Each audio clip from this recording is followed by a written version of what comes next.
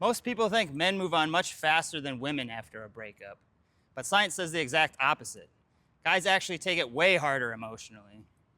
In a recent international study, men reported more emotional pain post-breakup than women.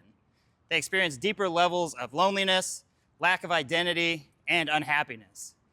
And if you're anything like me, I understand that. My identity was wrapped up into being the good husband, being the kind of man that my wife loved and didn't want to leave. It was devastating to me when she decided that she was done. It was over. I had lost that identity of being the good husband, the provider, the man of her life. So it was not a surprise to me when I read this article, just saying that men do feel that lack of identity. They do feel the loneliness. Typically, a woman has a ton of options when she leaves a relationship. She's got a lot of times, she'll have orbiters around, coworkers. She's always got options. If she's taking care of herself and she's still attractive, she would definitely have suitors. So it's a lot more likely that she can just move on and not experience the loneliness. But if you're a man who's going through a breakup or a divorce and your wife leaves you, you might not be in a position where you can attract somebody right away. So you're gonna feel that loneliness. You're gonna feel that lack of identity that she took off and now you're not the loving husband, you're not the provider for her. And it can be, it'll turn your world upside down. Studies show that women initiate 70% of divorces. That doesn't mean that they're the only ones that are unhappy, but typically I think men are conditioned to want to work it out no matter what. We're supposed to be the protector, we're supposed to be the provider. We're gonna make it work, we took our vows, this is supposed to be the one, we're gonna make this work. That was my mindset. We were married for 12 years, we had our ups and downs, and although I did think about divorce a few times, I could never make that hard commitment. I always wanted to be the good husband. I wanted to be the guy that had a successful marriage. And I was also operating out of a place of fear. I experienced that loneliness. I experienced that fear of having to move on. She had left. She had found her new life. And I'm thinking like I did everything I thought I was supposed to do. We were supposed to work this out. We've gone to therapy. We've done all this stuff, and you're still going to leave. And a lot of the reason that I stayed in a relationship for so long was that I was not prepared to face what life would be like without her. A lot of fear, a lot of stagnation. And I was conditioned to be the white knight. I'm supposed to make it work no matter what. I'm going to listen to her thoughts, her feelings. She's going to come home. She's going to have problems with work. I'm going to be her problem solver. I'm going to do whatever I can to make her happy. And I don't know if this is typical for you guys. Let me know in the comments. But I was really thinking that I was doing everything I could as a husband. I was going to work. I was providing. I would find stuff for us to do.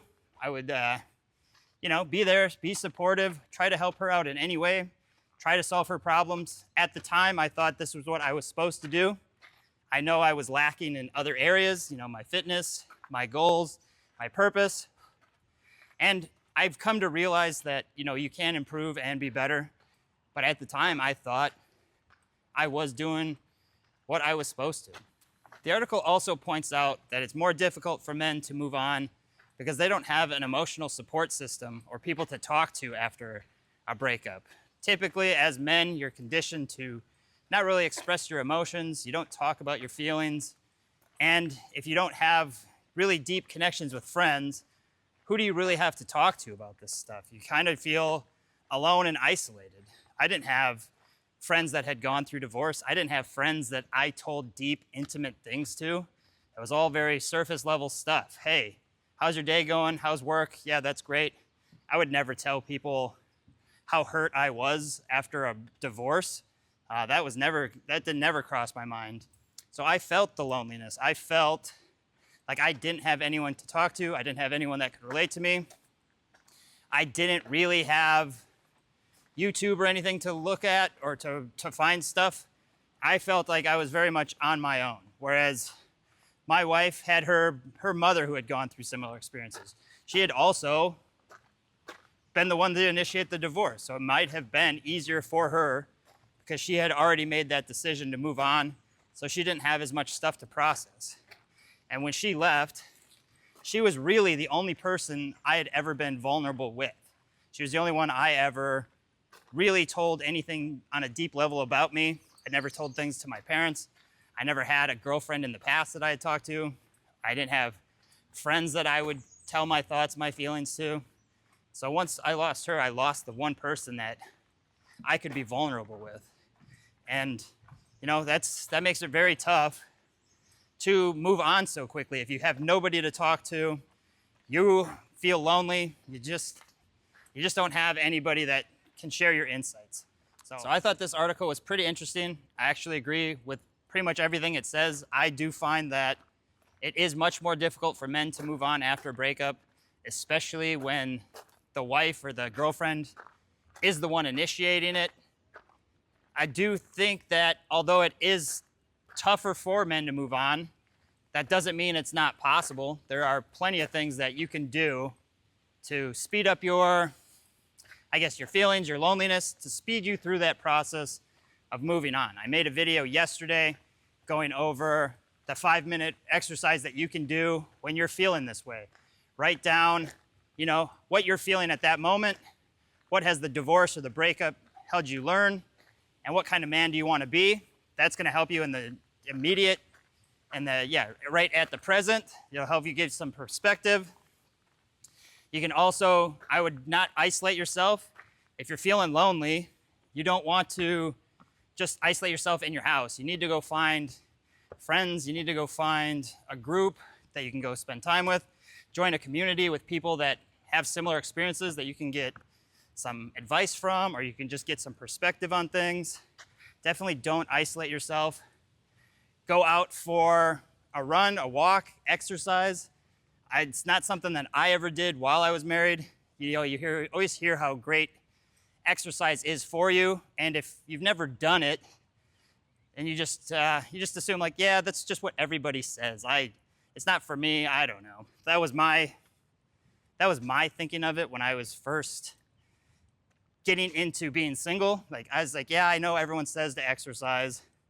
That's great. It's not that big a deal. But if you want to really process your feelings, if you want to lose weight, if you want to become more attractive, if you want to just feel better, exercise is 100% the way to do that. Your body's gonna feel better, your mind's gonna feel better.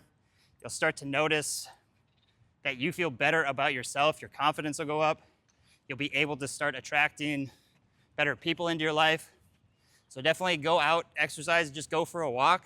Just start small, but definitely take the time to work your body to help you become present, and it'll help you forget in the immediate present the things that are going on, and it'll eventually help you move on faster.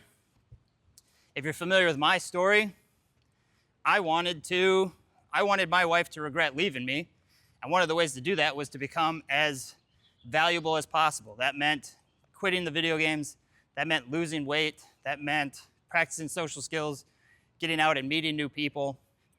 And if you can do that, it's just gonna help you move on much faster.